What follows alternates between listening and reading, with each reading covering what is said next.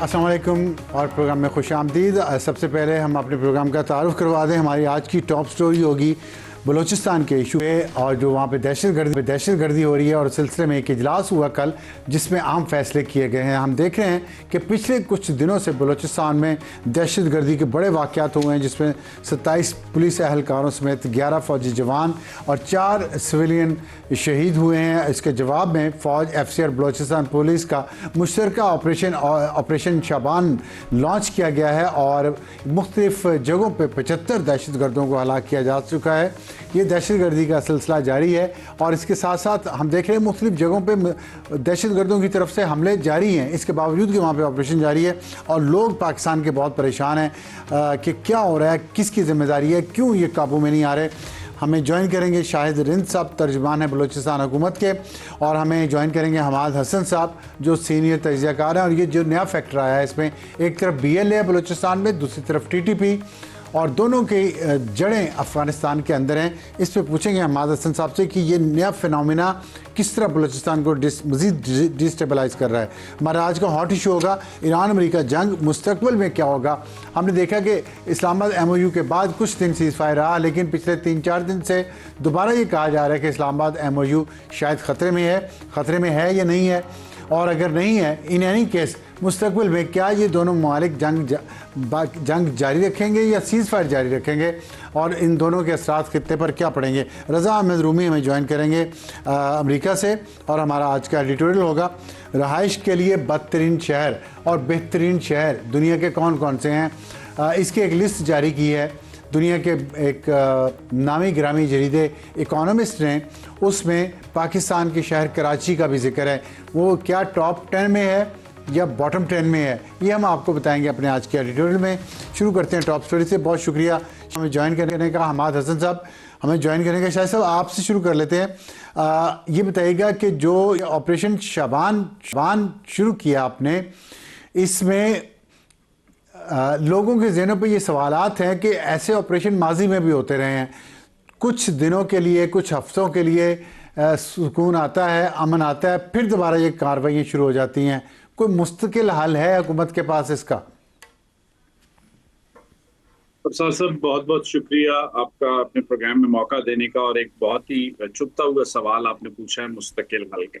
अफसर साहब, with due respect and with due apology, मैं आपके सामने ये बात रखूंगा कि जिस सूबे में गुज़िश्ता 2 दहाइयों से दहशतगर्दी हो, वहाँ के चंद मखसूस सियासी रहनुमाओं ने मुल्क की कौमी और सियासी और अस्करी लीडरशिप को इतना कंफ्यूज कर रखा हो कि नेशनल एक्शन प्लान जब बनता है, जो कि एक मुत्तफिका डॉक्यूमेंट है, 73 का आइन एक मुत्तफिका डॉक्यूमेंट है, 18वीं आईनी तरमीम एक मुत्तफिका डॉक्यूमेंट है, उसके बाद अगर कोई एक ऐसा कॉन्स्टिट्यूशन से हट के अगर कोई मुत्तफिका डॉक्यूमेंट है, तो मेरे ख्याल में वो नेशनल एक्शन प्लान है। नेशनल एक्शन प्लान में ये लिखा जाता है कि जो मजहब के नाम पे दहशतगर्दी करेगा वो तो दहशतगर्द है, लेकिन जो कौमियत के नाम पे दहशतगर्दी करेगा उसे आप नाराज बलोच कहेंगे।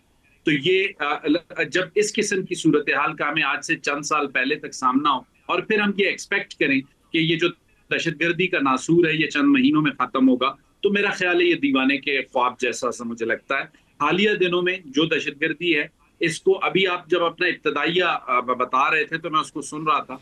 देखें, बलूचिस्तान की इस हालिया दहशतगर्दी को आप सिर्फ जो है बलूचिस्तान की हद तक या हुकूक की जंग की हद तक का नैरेटिव बहुत से सियासी रहनुमाओं से आपने सुना होगा, लेकिन हम इसे किसी और पर्सपेक्टिव से देख रहे हैं। अब साहब, जब हमने अपने ईरान के साथ मामलात को बेहतर किया है, तो हिंदुस्तान को इस बात का पता है कि जो ईरान को माजी में ईरान की सरजमीन को वो हमारे खिलाफ इस्तेमाल करता रहा है, अब वो उस तरीके से इस्तेमाल नहीं करेगा, नहीं कर पाएगा। तो उसने अपना जो मार्का हक की जो उसकी जिल्लत है, उस जिल्लत का बदला लेने के लिए, और एक और चीज जो इम्पोर्टेंट है कि अगर CPEC चलता है, ईरान CPEC का हिस्सा बनता है, बलूचिस्तान का जो माइंस एंड मिनरल्स का कॉरिडोर है, रक्षान डिवीजन, वो ईरान के साथ बॉर्डर करता है, तो पाकिस्तान की जो इकोनॉमी का जिसे कहते हैं बेल आउट पैकेज है, वो बलूचिस्तान बन जाएगा। तो हिंदुस्तान ने अपनी प्रॉक्सीज को यहाँ एक्टिव किया है। हिंदुस्तान की इन प्रॉक्सीज के जो आका हैं वो कंधार और काबुल में मौजूद हैं, और न्यू दिल्ली से उन्हें ऑपरेट किया जा रहा है। तो आपको बलूचिस्तान की सूरत हाल को एक बड़ी पिक्चर पे देखना होगा।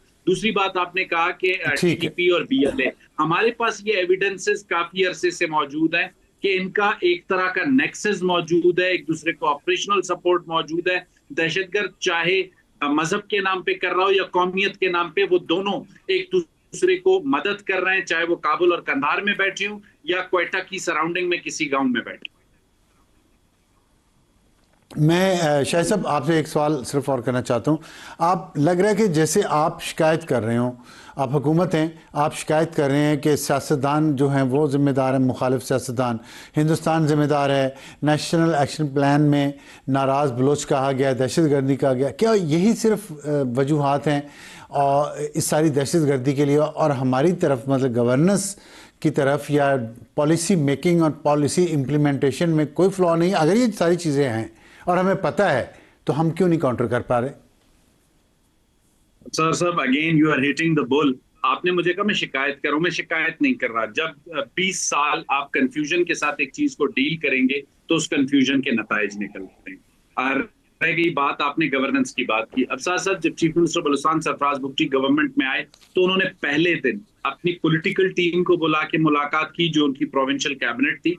दूसरे दिन उन्होंने अपनी ब्यूरोक्रेटिक टीम को, जिनमें deputy commissioners, commissioners, secretaries, SPs और डीआईजीज थे, दो चीजों पे उन्होंने बहुत वाज़ेह क्लैरिटी दी। उन्होंने कहा कि माजी में दहशतगर्दी के खिलाफ जो ये जंग थी, सियासी हुकूमत कहती थी कि ये दहशतगर्दों और जो है सिक्योरिटी फोर्सेस का मामला है। मैं being a chief executive of this province इस जंग को लीड करूंगा। लॉफेयर में पॉलिटिकल गवर्नमेंट लीड करेगी, वॉरफेयर में हमारी जो आर्म फोर्सेस हैं वो पुलिस से शुरू होंगी, फ्रंटियर फोर्स तक वो लीड करेंगी। अब साथ साथ जिस सूबे में दो तरह के पुलिस के निजाम और लेवीज और पुलिस अलहदा अलहदा, वहां पर गवर्नेंस क्या होगी, काउंटर टेररिज्म का रिस्पांस मैकेनिज्म क्या होगा, इतने कंफ्यूजन हमारे सामने आए, जिसके नतीजे में हमने लेवीज को पुलिस में मर्ज किया। 10 अरब रुपए हम इस वक्त पहली मर्तबा काउंटर टेररिज्म डिपार्टमेंट्स की जो तरबियत है और उसकी जो गैजेट की परचेजिंग है उस पर खर्च करने जा रहे हैं। इसके अलावा नई रिक्रूटमेंट्स करने जा रहे हैं, और जो नई रिक्रूटमेंट्स हैं उनमें पुलिस के जवान को या काउंटर टेररिज्म का जवान है उसे इतना स्ट्रेंथनाइज करने जा रहे हैं कि उसे किसी चीज की परेशानी ना हो जब वो दहशतगर्दों के खिलाफ जंग लड़ रहा हो। दूसरी बात आपने गवर्नेंस की। गवर्नेंस के हवाले से जो सबसे पहली चीज आती है वो मेरिटोक्रेसी है। इस वक्त चीफ मिनिस्टर बलूचिस्तान सरफराज बुगटी के डिस्ट्रिक्ट में जो एसपी अपॉइंट हुआ है, पहली मर्तबा वो आईजी पुलिस ने अपनी मर्जी से अपॉइंट किया, सरफराज बुगटी की मर्जी से अपॉइंट नहीं हुआ। तो ये वो जो क्राइसिस हैं जो माजी में रहे हैं, जिनको हम ओवरकम करने की कोशिश कर रहे हैं। ठीक है हमाद हसन साहब, आपने देखा होगा 2 दिन पहले एक तरफ बीएलए हमला कर रही है बलूचिस्तान पे, मजीद ब्रिगेड कर रही है, टीटीपी कर रही है, दाइश कर रही है। ये 4 किस्म के दहशतगर्द ग्रुप बलूचिस्तान के अंदर ऑपरेट कर रहे हैं। इसको ये फिनोमिना नया है आपके लिए, या आप इसको एक्सपेक्ट कर रहे थे पहले ही कि अल्टीमेटली ये इसी तरह जाएगा? सर भाई, मेरे लिए बिल्कुल नया नहीं है, क्योंकि मैं पहले इस पर बात कर भी चुका हूँ कि जो मामलात हो रही है तो ये एक्सपेक्टेड थे। और क्यों थे? देखिए, पाकिस्तान ने जब एयर स्ट्राइक किया तो वो मशरिकी अफगानिस्तान यानी जो हमारा जुनूबी मगरबी साइड है, खैबर पख्तूनख्वा से मुल्हिका रियासत है, जिसमें पक्तिका है, नंगरहार है, ये सारे इलाके, खोस, आगे कुनड़ तक, यहाँ पर स्ट्राइक किया। तो यहाँ पर उनके बड़े बड़े कैंप्स थे, उनकी एक्टिविटीज यहाँ पर थी। जब पाकिस्तान ने तसलसल के साथ स्ट्राइक किया आगे जलालाबाद और काबुल तक, तो वो यहाँ से सारे के सारे भाग गए और वो उस जुनूबी अफगानिस्तान में चले गए जिसका बॉर्डर बलूचिस्तान से मिलता है, जिसमें कंदहार है, जिसमें गजनी है, जिसमें औरज़गान, ये तमाम सूबे जो हैं, और वहां पर उनके एक्टिविटीज बढ़ रहे थे। ये सिर्फ तालिबान के या टेररिस्ट के एक्टिविटीज नहीं थे, बल्कि इसके साथ बीएलए वाले भी थे। और बीएलए का वो जो उनका जो प्रॉक्सीज थे वो पहले ईरान के रास्ते, लेकिन ईरान में तब्दील होती सूरत हाल के बाद उन्होंने अपनी एक्टिविटीज जुनूबी अफगानिस्तान में मुंतकिल कर दिए थे। अब इस खबर पर मैं कई मरतबा बात कर चुका था कि बीएलए और टेररिस्ट यानी तालिबान रिजीम के साथ जो मुल्क का जो दूसरी दहशतगर्द तंजीमें, दाइश है, टीटीपी है, हाफिज गुलबादर है, एहरार है, ये सारे के सारे ये भी जुनूबी अफगानिस्तान में चले गए हैं और बीएलए वाले भी वहां पर आए हुए हैं। और मुतवक्की तौर पर हम बात कर सकते हैं कि मुस्तकबिल में खुदा नख्वास्ता ये बलूचिस्तान के अंदर हमले करेंगे।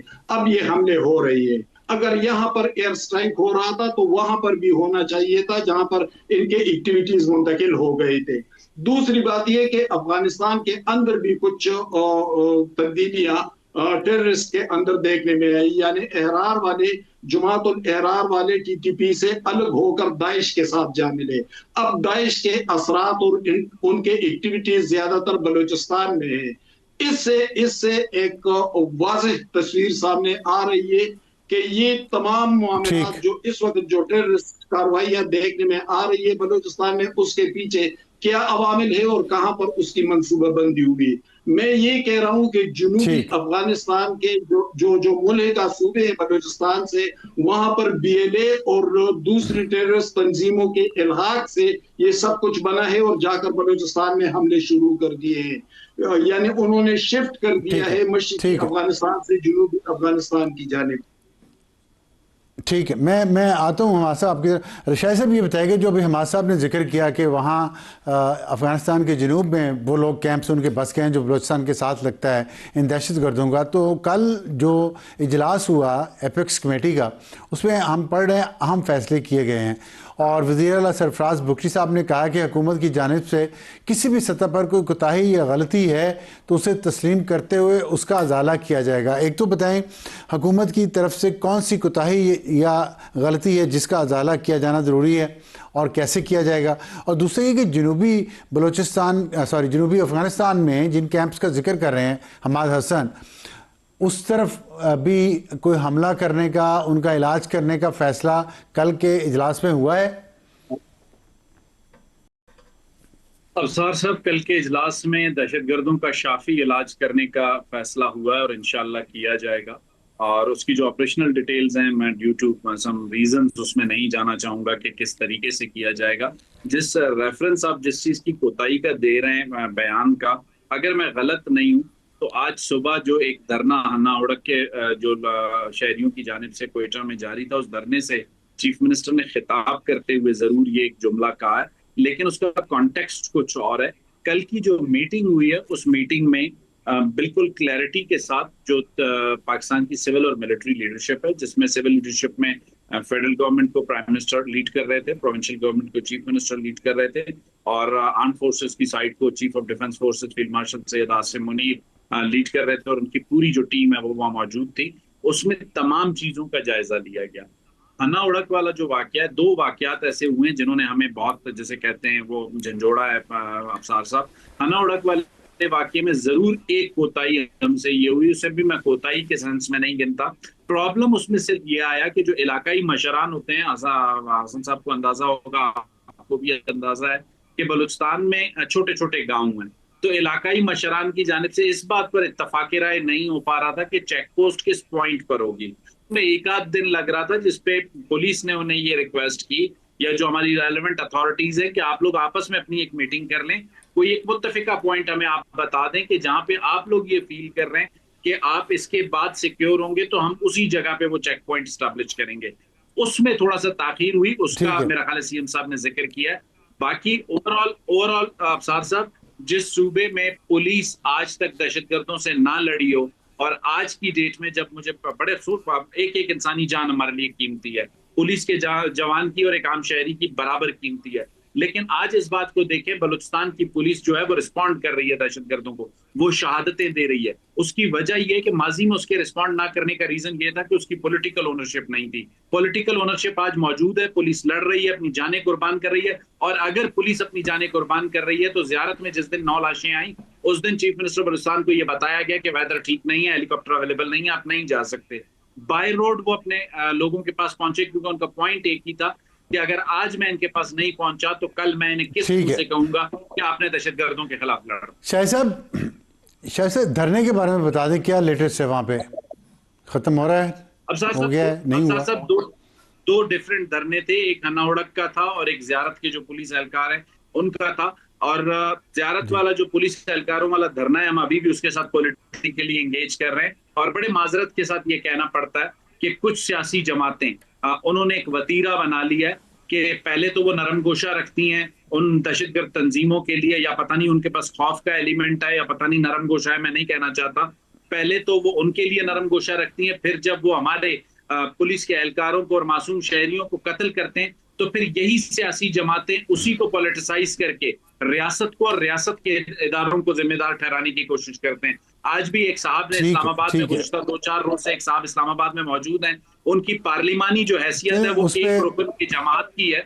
सिर्फ मुझे आर्गुमेंट कंप्लीट करने दीजिएगा। ठीक है, उनकी हैसियत तो एक रुकन की है पार्लियामेंट में, लेकिन खैरात में उन्हें जो ओहदा मिला हुआ है उस पर वो इस्लामाबाद में बैठकर सियासत कर रहे हैं। मेरा ख्याल है जिस वक्त वो इस्लामाबाद के खैबर पख्तूनख्वा हाउस में बैठ के सियासत कर रहे थे, सरफराज बुट्टी उस वक्त ज़ियारत में अपने शुहदा के लवाहिकीन के साथ बैठे हुए थे।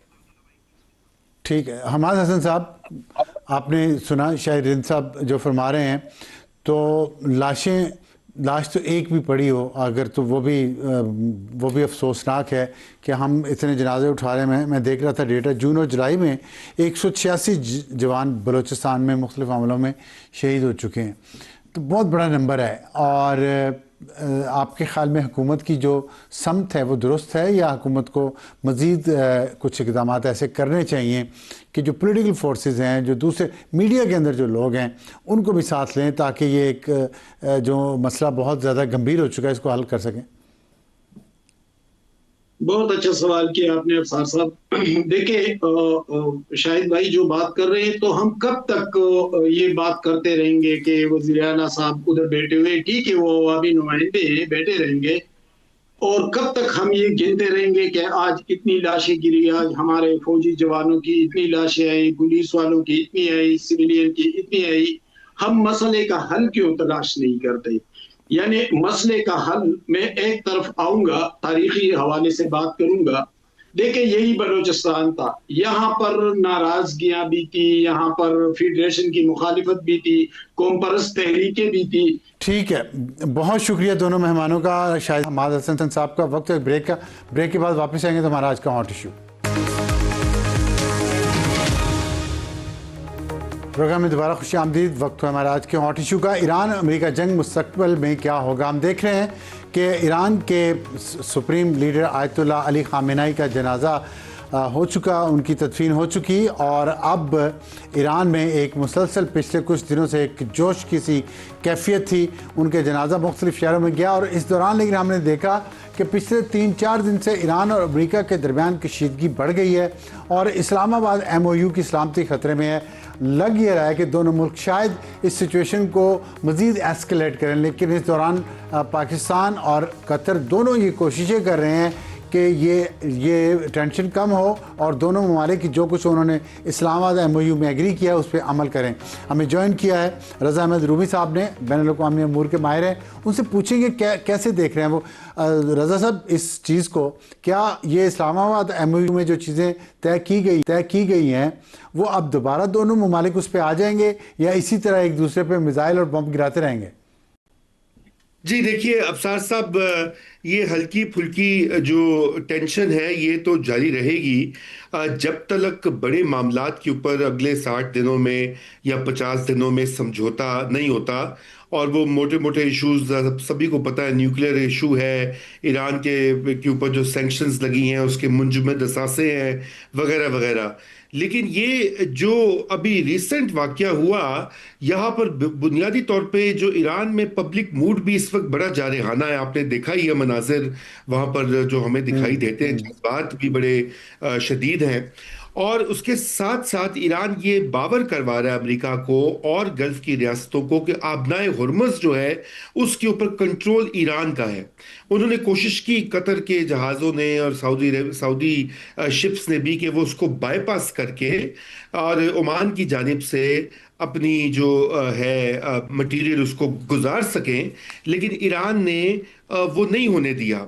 और ये बड़ा एक वाजे मैसेज है अमेरिका को भी और गल्फ की जो दीगर रियासतें भी हैं कि आबना रज़ा साहब, सॉरी मैं आपको इंटरप्ट कर रहा हूँ, लेकिन ये बड़ा आम सवाल है कि आबना हुर्मुज़ में जो वो तंग रास्ता है जहाँ एक तरफ ईरान की बाउंड्री है, दूसरी तरफ ओमान की है, तो ओमान भी एक सॉवरेन कंट्री है। अगर वो किसी जहाज़ को अपनी सॉवरेनिटी, अपनी हदूद के अंदर से गुजरने दे रहा है, तो क्या ये उसका हक नहीं है? जिस तरह ईरान कह रहा है कि मेरा हक है अपनी तरफ वाली साइड पे, तो ओमान वाली साइड पे तो ओमान का हक है। अगर वो वहाँ से जहाज़ गुजरने देता है तो इस पे फिर ईरान को क्या मसला है? देखिए, आपकी बात बिल्कुल दुरुस्त है कि ओमान का भी एक बनता है, इस्तेहकाक बनता है। मगर मेरे ख्याल से ज़्यादा अहम बात ये थी कि शायद एमओयू के बाद ये अज्यूम किया अमेरिका ने और गल्फ की रियासतों ने कि जी अब हम अपना सारी यहाँ से ट्रैफिक जो है जंग से पहले की सूरत हाल में गुजार चुकेंगे। लेकिन चूंकि ईरान की ये अब एक लेवरेज है, अब साथ साथ देखिए ना, उनके पास एक ही तुर्क का पत्ता है और वो आबनाए हुर्मुज है। तो मैं अर्ज ये आपसे करना चाहता हूं कि इस नहीं वक्त ठीक जो है, है, तुर्क का पत्ता उनके पास है, लेकिन उनके तुर्क के पत्ते को शहमात अगर वो इस तरह दे रहे हैं कि ओमान के वाटर्स में से गुजर रहे हैं, तो इस पे तो देखें, अब ईरान ने लेवरेज इस्तेमाल किया, दूसरे ममालिक भी तो लेवरेज इस्तेमाल करेंगे और उनके पास ये है कि वो ओमान का पानी इस्तेमाल कर सकते हैं। या तो ईरान कहे कि नहीं, ओमान का पानी भी इस्तेमाल नहीं कर सकते वहाँ, ये तो फिर ईरान वही बात करेगा जो असूल, जिस असूल पे उसने स्टैंड लिया हुआ है, ये उस असूल की खिलाफ वर्जी है कि अपनी सॉवरेनिटी तो वो चाह रहे रिस्पेक्ट की जाए, ओमान की सॉवरेनिटी को वो नहीं चाहता रिस्पेक्ट की जाए। ये कॉन्ट्राडिक्शन नहीं है? नहीं, ये कॉन्ट्रडिक्शन बिल्कुल है। आप इस यकीनन यही वाला मामला है। मगर इसमें एक एंगल और भी है कि ईरान की अपनी भी ग्रीवेंसेस है। वो ये समझता है कि उसके खिलाफ जो मुस्तकिल जो कार्रवाइयां हुई हैं अमेरिका की तरफ से भी, वो अमेरिका के ऊपर भी इल्जामात धरे हैं उसने एमओयू को वायलेट करने के। लेकिन ये बात इस वक्त तो बहुत सारे लोग इस बात को मानते हैं कि ईरान शायद किसी एक लाइन काफी हद तक क्रॉस कर दी है और वो जो अमन का एक उम्मीद पैदा हुई थी, अब वो मजीद पीछे धकेल दी गई है, क्योंकि इसके ऊपर बड़ी हार्ड लाइन ले रहा है ईरान। लेकिन अब मैं आपसे यही अर्ज करूंगा कि देखिए, ये सारे का सारा जो मामला है ये आबनाए हुर्मुज के ऊपर, क्योंकि ईरान का जो पत्ता एक है वो यही है, उसको पता है अमेरिका ने भी इसी से चलना है, गल्फ ने भी इसी से चलना है, और ईरान के जो टर्म्स हैं जिसके ऊपर आगे जाकर मुज़ाकरात होने हैं और मुख्तलिफ अमूर के ऊपर कोई कोई समझौते होने हैं, वो उसमें ईरान ने अपनी, जिसे कहते हैं, कुछ थोड़ी बहुत लेवरेज जो है उसका जिक्र भी कर दिया। ये दोनों फरीक जो है अच्छा, अपनी एक कुव्वत इरादी का इम्तिहान ले रहे हैं अबसार साहब, क्योंकि ये सिर्फ सिर्फ ये ठीक, अपना हुर्मुज वाला मामला नहीं है, ये असल में दबाव भी है कि भाई आपने चूंकि मेज पे बैठ के बातचीत करनी है तो ये आपको पता लगे कि मेरे पास भी कुछ पत्ते हैं ठीक जो मैं है, इस्तेमाल। दबाव का बहाना। लेकिन मैं ये जानना चाहता हूँ कि दबाव का बहाना जो ईरान ने किया है कि दबाव डालना है, तो क्या ये मुनासिब था कि कतर जो एक सालिस है और जो मेज़बान था इस्लामाबाद एमओयू जब साइन हुआ उसमें बर्गनस्टॉक में और स्विट्ज़रलैंड में, उसके बाद उन्हीं के जहाज़ पे हमला करना, फिर सऊदी अरब के जहाज़ पे हमला करना, जिसका पाकिस्तान से एक दफ़ाई मुआहिदा है और पाकिस्तान दूसरा सालिस है, कि आपके ख्याल में ईरान जानबूझ के सालिसों को एम्बेरस करवा रहा है, उनकी वैल्यू नहीं कर रहा उनकी एफर्ट्स की, या ये इत्तेफाक है? नहीं, मेरे ख्याल से कतर को तो थोड़ा वो मैसेज भी दे रहा है।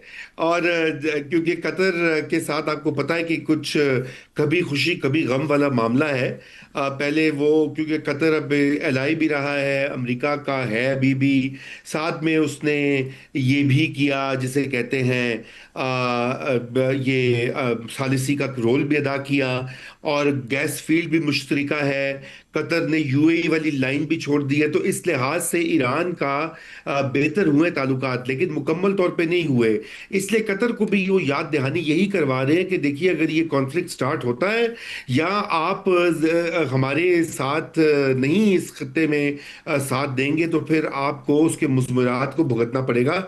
पाकिस्तान के ऊपर मेरे ख्याल से कोई ऐसा नहीं है, अगरचे कि पाकिस्तान की भी इसमें एम्बेरसमेंट होती है, क्योंकि बहुत सारी यकीन दहानियां, खुसूसन जो उसकी शिक नंबर 5 है 14 नकाती एमओयू की, वो इसी से मुतल्लिक है कि ईरान ये गुजरगाह क्लियर कर देगा 60 दिनों के लिए, जो पहले जंग से पहले सूरत हाल थी उसको बहाल कर देगा, और उस दौरान में ये तय होगा कि कैसे जहाज वहां से गुजरेंगे, कितने पैसे टोल होगा या नहीं होगा। ये मामला अभी सारे पेंडिंग है, जेर गौर है। ठीक तो है कतर को रजा साहब, चले कतर को तो एम्बेरस कर ही रहा है, इतनी तो चले बात तय हो गई। तो बताइए कि पाकिस्तान के अंदर एक बहुत सपोर्ट थी ईरान की, और लेकिन हालिया दिनों में मैंने देखा है सोशल मीडिया की मैं बात करूं, ज़ाहिर है मैंने खुद जाके सर्वे तो नहीं किया, वही लोग जो ईरान की सपोर्ट कर रहे थे गैर मशरूत तौर पे, वो क्वेश्चन कर रहे हैं ईरान की इंटेंशंस अब, और वो ये कह रहे हैं कि पाकिस्तान ने इतनी कोशिश की, पाकिस्तान की लीडरशिप ने एक मुल्क के तौर पे सब तरह से, इसके बावजूद भी और पाकिस्तान को चाहिए कि अब इनको एक दफ़ा लड़ लेने दें अगर ये बाज नहीं आते, और यहाँ पे अपने घर के अंदरूनी हालात को ठीक करने पे फोकस करे। आपके ख्याल में ये पाकिस्तान को ऐसा करना चाहिए या दोनों तरफ ही अभी तवज्जो रखनी चाहिए? देखिए अफसार साहब, इससे तो कोई जिसे कहते हैं कोई दो राय नहीं हो सकती कि पाकिस्तान को अंदरूनी मसाइल की तरफ अशद तवज्जो देने की ज़रूरत है, और अशद ज़रूरत है तवज्जो देने की, क्योंकि जो हालात बने हुए हैं मईशत के, दहशत गर्दी के, ये जो बलूचिस्तान में जो कुछ हो रहा है, और जिस तरह से केपी में भी दोबारा हम देख रहे हैं कि टीटीपी और ये अफगानिस्तान से जो सपोर्ट मिल रही है उसका बंदोबस्त करना तो अवलीन जिम्मेदारी होनी चाहिए, और हमारी लीडरशिप का सारी तवज्जो जो है वो बाहर रही है। लेकिन इसका ये मतलब नहीं कि हम इसको नजरअंदाज कर दें, क्योंकि जो कुछ ईरान में होगा, इस खित्ते में होगा, वो बराह रास्त सबसे पहले हम पर उसका असर होगा, चाहे वो तेल की कीमतें हों, चाहे वो बीएलए का मसला हो, चाहे वो ये जो दरअंदाजी होती है पाकिस्तान में अफगानिस्तान के रास्ते से, वो ये हमारी सिक्योरिटी के लिए भी बहुत अहम बात है। और मेरे ख्याल से जो पाकिस्तान के अंदर ये लोग जो ज़्यादा नाकिदीन वो पंजाबी में कहते हैं बुड़ बुड़ कर रहे हैं, वो इसलिए कर रहे हैं कि उनसे हजम नहीं हो रही कि पाकिस्तान को इतनी कामयाबी इंटरनेशनल स्टेज पे मिली है, और पहली बार ये कितनी सालों के बाद ऐसा हुआ है कि पाकिस्तान का इमेज जो है वो इतना बेहतर हुआ है अफसार साहब कि हर पाकिस्तानी का सर फख्र से बुलंद होना चाहिए। लेकिन उसके बरक्स हम देखते हैं ऐसे लोग जो कि हर वक्त मनफी बातें, यासियत और कनूतियत फैलाते हैं और तनकीद का निशाना बनाते हैं पाकिस्तान के वजीर आजम को, फील्ड मार्शल को, इसलिए कि उन्होंने सालिसी कर दिया। बताइए कि दुनिया में मीडिएशन करना कोई भी गुनाह अगर कोई समझेगा तो फिर क्या ही किया जाए ऐसे दिमागों का। लेकिन उनकी इस बात में तक मैं इत्तफाक करता हूं कि पाकिस्तान के अंदर पाकिस्तानियों के रोजमर्रा के मसाइल के ऊपर भी तवज्जो दीजिए। जी बहुत शुक्रिया रज़ा, बात करने का वक्त है ब्रेक का। ब्रेक के बाद वापस आएंगे तो हमारा आज का एडिटोरियल वक्त है हमारे आज के एडिटोरियल का, और हमारा आज का एडिटोरियल है पाकिस्तान के सबसे बड़े शहर कराची के बारे में। उरूसुल बिलाद जिसे कहा जाता था किसी वक्त, उरूसुल बिलाद का मतलब शायद कुछ लोगों को ना मालूम हो, शहरों की दुल्हन। और उसमें एक सर्वे हर साल होता है इन शहरों का। इकोनॉमिस्ट इंटेलिजेंस यूनिट एक द इकोनॉमिस्ट मैगज़ीन का इदारा है जो रिपोर्ट बनाता है मुख्तलिफ सोशल इश्यूज़ पे। उसने एक रिपोर्ट बनाई है दुनिया के शहरों में जो सबसे बेहतरीन है और जो सबसे बदतरीन है रहने के लिए, रहायशियों के लिए, और उसमें कराची का जिक्र भी है। पाकिस्तान से सिर्फ कराची का जिक्र है, और कराची 173 शहरों की उन्होंने जो लिस्ट बनाई है 173 ऊपर से लेकर नीचे तक, कराची उस पर 170वें नंबर पर है नीचे सबसे। आप सोच रहे हैं, और कराची से नीचे जो शहर है सिर्फ 3 है पूरी दुनिया में। एक है ढाका बांग्लादेश का, लिबिया का शहर त्रिपोली, और शाम का शहर दमिश्क, क्योंकि दमिश्क में भी जंग चल रही है और लिबिया में भी जंग चल रही है। आप जहाँ तक आप सोचें, एल्जियर्स है अल्जीरिया का शहर, लागोस नाइजीरिया का शहर, पोर्ट मॉर्सबी पापुआ न्यू गिनी का शहर, काइव यूक्रेन 4 साल से जंग का शिकार है, हरारे जिम्बाब्वे, तेहरान जंग लगी हुई ईरान, ये तमाम शहर कराची शहर से बेहतर है रहाइश के लिए। और उन्होंने जो ये चीज़ें ली हैं उसमें लोगों का रहन सहन कैसा है, और वहाँ पे जो दर्जाबंदी की गई है, तिब्बी सहूलियात किस तरह की मुयसर हैं, तालीम के मौक़े कितने हैं, इस्तेहकाम कितना है उस शहर की इकॉनमी में और ज़िंदगी में, और पॉलिटिकल कल्चर में, और उसका कल्चर कैसा है उस शहर का, इंफ्रास्ट्रक्चर कैसा है, और माहौलियात इन्वायरमेंट कैसा है। इन चीज़ों को सामने रख के उन्होंने ये पूरी एक तरतीब दी है, जिसमें मैंने आपको बताया कि कराची का नंबर 170वां, और सबसे जो अच्छा शहर है दुनिया का वो है डेनमार्क का दारुल हुकूमत कोपेनहेगन, फिर वियना है, मेलबर्न है, और सिडनी। ज़्यूरिख और जिनीवा 5वें और 6ठे नंबर पर हैं। तो इससे आप अंदाज़ा लगा सकते हैं कि इन दर्जाबंदियों में कराची इतना नीचे क्यों है, हालांकि दुनिया के बड़े शहरों में शुमार होता है। और overseas investors chamber of commerce and industries 2026 की एक रिपोर्ट के मुताबिक पाकिस्तान में इन्वेस्टमेंट करने वाले 71% अफराद इस कराची शहर की ख़राब तर सिक्योरिटी सूरत हाल से परेशान हैं और 42% ने कहा कि ये दिन ब दिन मज़ीद ख़राब होती जा रही है सिक्योरिटी, और 50% के लिए बढ़ता हुआ स्ट्रीट क्राइम सबसे ज़्यादा तशवीशनाक है। लोग क्राइम की बात कर रहे हैं, सिर्फ कोई सेहत की, हेल्थ की, इन्वायरमेंट की भी और इंफ्रास्ट्रक्चर की तो बात शहरी भी नहीं कर रहे। वो भी इतना मायूस हो गए हैं, वो कहते हैं सिर्फ अमन अमानी आ जाए तो काफ़ी हमारे लिए। तो ये आंखें खुलनी चाहिए इस रिपोर्ट से हमारे शहर चलाने वालों की, देखते हैं खुलती है कि नहीं। अब तक के लिए इतना ही। खुदाफिज एंड गुड नाइट।